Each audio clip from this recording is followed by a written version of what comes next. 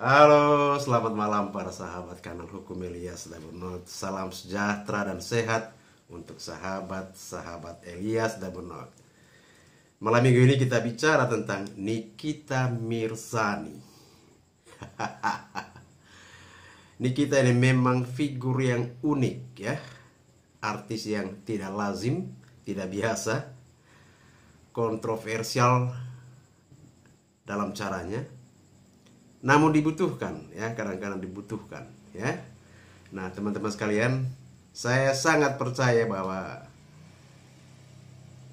tidak selalu orang pro dan kontra terhadap Nikita. Ada kalanya orang yang pro sesekali juga akan kontra dengan Nikita. Sebaliknya pun demikian. Orang yang kontra ada saat-saat tertentu orang pro terhadap Nikita Mirzani. Ya, macam kasus yang waktu lalu dia menghardik ketua DPR RI, itu hampir mayoritas orang memuji Nikita Mirzani, termasuk saya saat itu menyampaikan melalui video saya, I stand behind Nikita Mirzani, saya bersama Nikita Mirzani. Dan video itulah yang rupanya masih terus diingat oleh salah seorang sahabat YouTuber, Zizi. Ya, saat kemarin dia mengomentari postingan terkait dengan komentar terbaru Nikita Mirzani yang dalam tanda petik menghina ya Habib Rizik ya. Para pendukung Habib Rizik menilai komentar Nikita Mirzani itu sungguh menghina Habib Rizik. Dan ada di antara para sahabat YouTuber saya yang juga memosting menyesalkan ya, marah, kecewa dengan Nikita Mirzani. Dan kebetulan saya juga ikut mengomentari di videonya tersebut. Dan salah satu sahabat menanyakan, apakah Bung Elias tidak bersama dengan Nikita kali ini?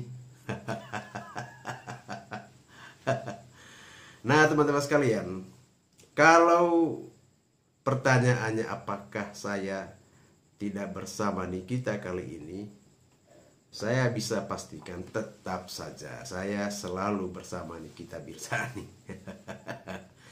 Karena ya jujur saya sebetulnya tidak terlalu familiar ya dengan artis-artis Indonesia gitu ya. Nah, Nikita Mirzani ini kebetulan saya mulai tertarik dengan Nikita ini gara-gara komentar dia atau kritik sosial yang dia lakukan, dia lancarkan terhadap Ketua DPR RI Ibu Puan Maharani saat rapat paripurna pembahasan dan pengesahan Undang-Undang Cipta Kerja Oktober yang lalu. Dan disitulah saya sudah mulai memperhatikan si Nikita ini ya. Artinya bagi saya Nikita ini termasuk artis yang tidak biasa ya, artis yang unik, very unique in her way, very unique in her own way ya, sangat unik dalam caranya, dengan caranya sendiri. Itulah yang buat saya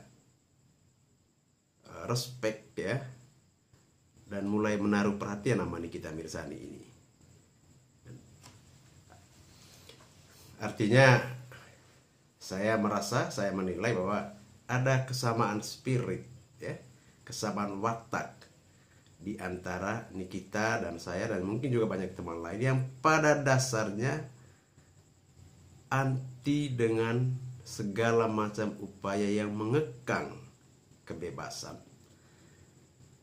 Karena kebebasan itulah ya harta fundamental yang dimiliki oleh manusia, yang tidak boleh direnggut, tidak boleh disumpal, dibatasi oleh siapapun, oleh apapun, termasuk negara dan juga kelompok-kelompok yang mengatasnamakan agama.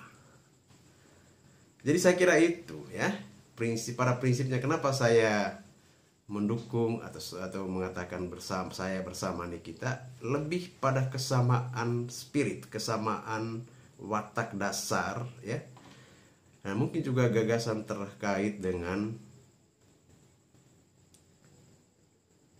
atau pembelaan terhadap core values ya, kebebasan tadi itu. Nah, teman-teman sekalian, dalam konteks atau kaitannya dengan komentar terbaru Nikita Mirzani, saya menilai itu memang ranah pribadi ya, antar warga negara. Dan apakah komentar Nikita Mirzani itu mengandung penghinaan ya, memiliki muatan penghinaan, itu kembali kepada unsur subjektivitas dari orang yang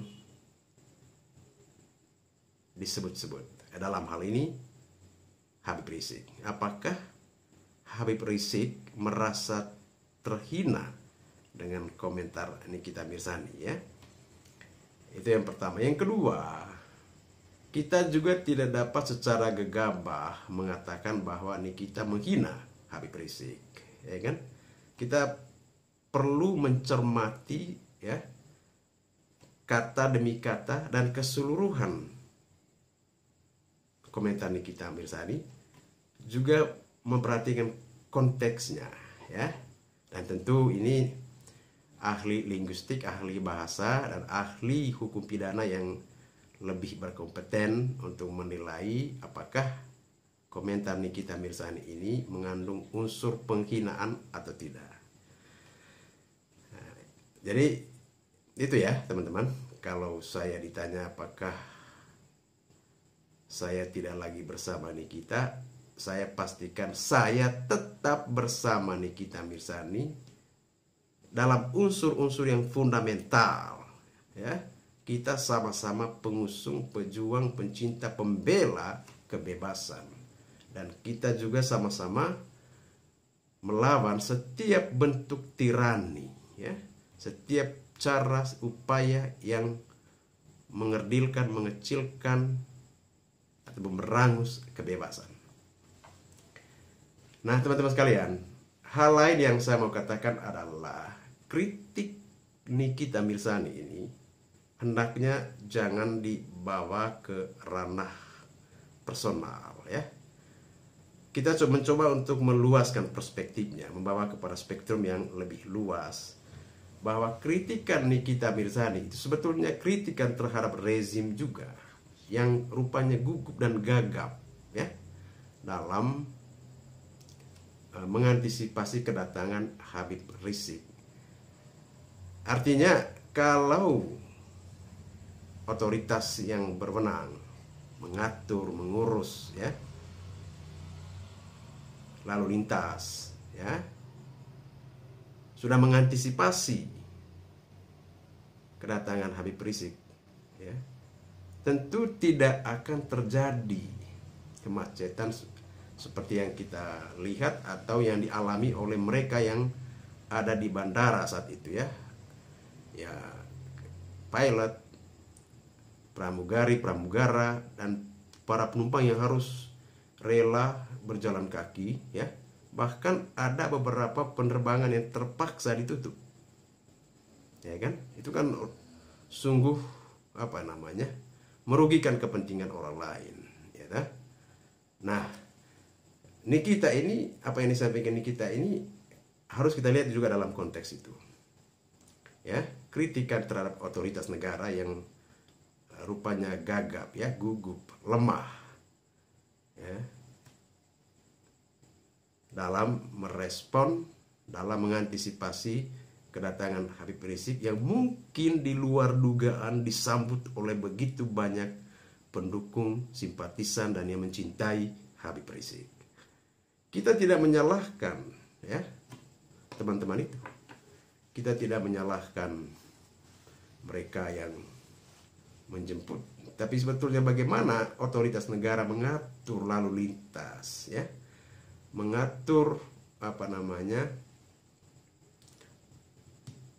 mengantisipasi situasi itu supaya kebebasan ya, kepentingan masing-masing orang itu tetap berjalan dengan baik, tetap berjalan sesuai dengan tujuan masing-masing, atau tidak mengganggu kepentingan orang lain yang sedang dilakukan atau dijalankan. Saya kira dalam konteks itu juga yang perlu kita melihat ya, kritikan atau